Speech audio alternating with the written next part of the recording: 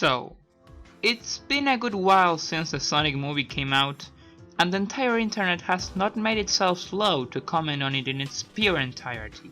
I figured that if I'm gonna talk about this film, I might as well do it from the position that brought me into the theater to watch it in the first place.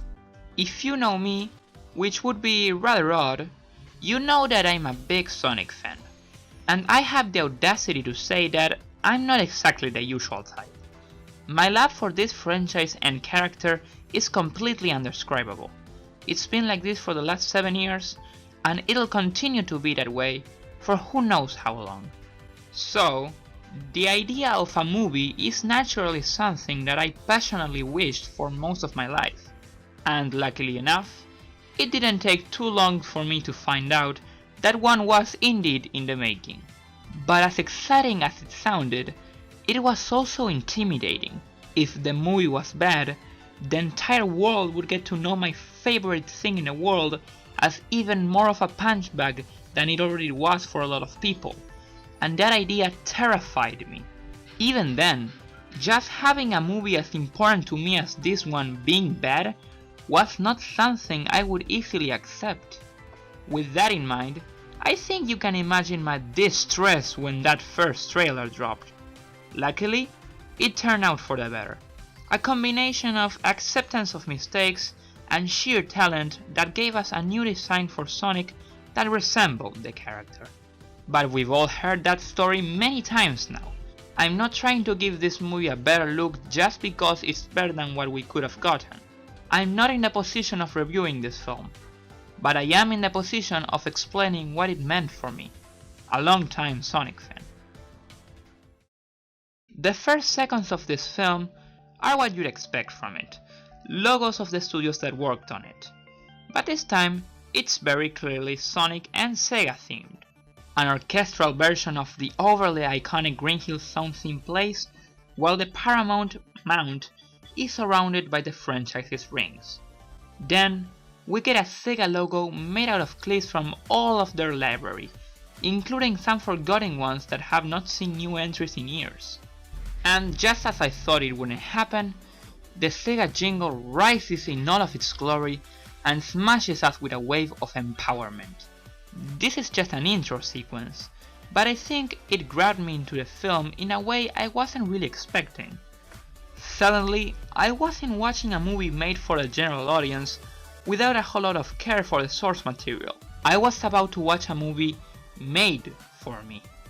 The film then kicks off with a CGI Green Hill Zone that looks absolutely astonishing, alongside some beautiful shots of Sonic running at the speed of sound, while the brilliant Sonic Mania intro theme plays in the background.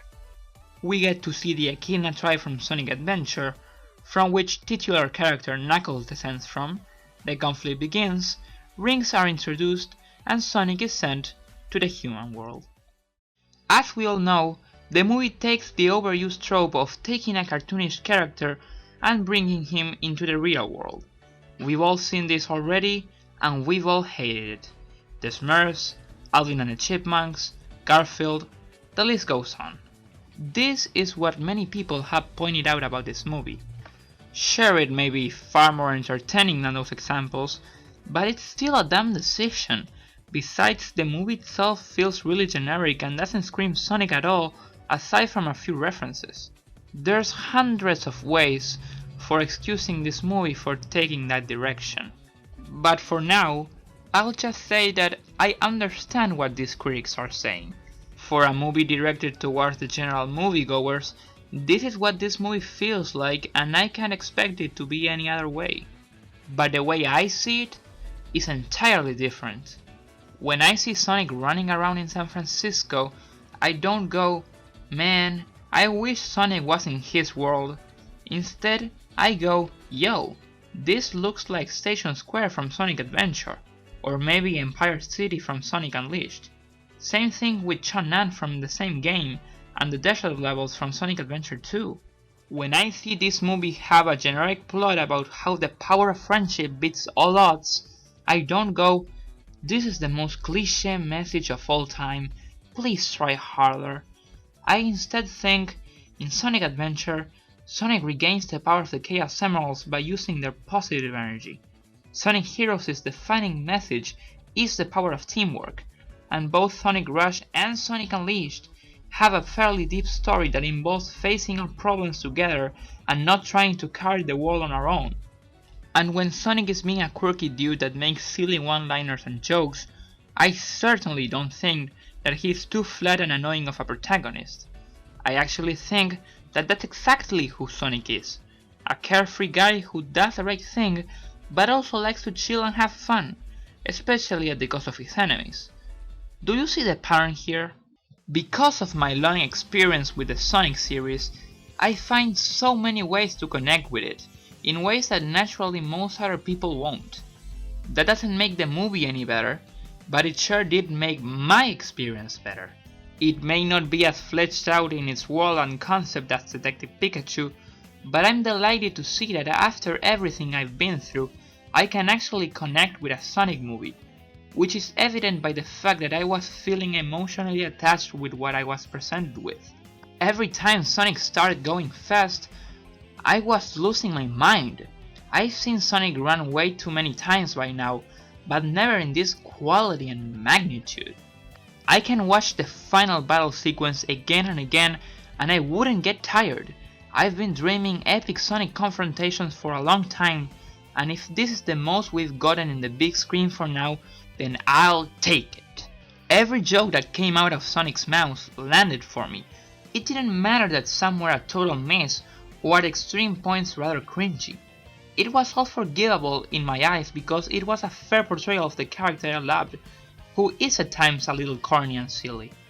And that's not to say that there weren't some genuinely funny moments as well, especially the ones regarding the crazy Carl dude, and of course, Jim Carrey's Dr. Eggman, who was not only a great time, but also a great portrayal of one of my favorite villains in media. In terms of real emotional investment, I don't think the movie hit me in any way. It's not like Sonic would actually die or anything, but I wasn't looking forward to. As it stands, the movie just relies on a cheesy message about friendship that works fine enough. I like the dynamic between Sonic and Tom. I thought they bounced off each other really well. Lucky for us, he doesn't have any deep backstory and all characters linked to him are put in smaller roles. Even if this wasn't the grand Sonic tribute that we all wanted, it still felt like a Sonic movie for me, because the tone was there, because the message was there, and because the spirit of the series was there. And after a rough decade where writers had problems making a likable version of Sonic, this is as good as we can get. For now at least. And of course, it wouldn't be a Sonic movie talk without mentioning that post-credits scene, which, you guessed it, had me and the entire room I was in screaming in joy. With Tails entering the stage, I could now expect all those things that I liked so much about this franchise in the future. At that point, making a slightly accurate depiction of Sonic was not the limit anymore. After having such a blast with the movie itself and being exposed to this, I was suddenly excited.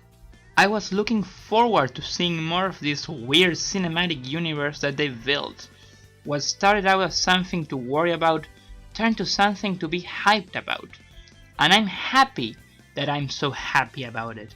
I want this franchise to succeed, but I also want it to capture me like it did so many years ago. I know it can. I'm not gonna act like it hasn't since the beginning. But if we want to set a new standard for the series, then a mainstream movie should be the way to go.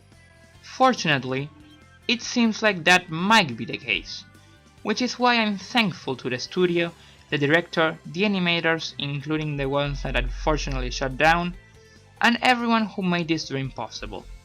The movie might not be amazing, in fact far from it, but it made us Sonic fans happy, and I can't really ask for more.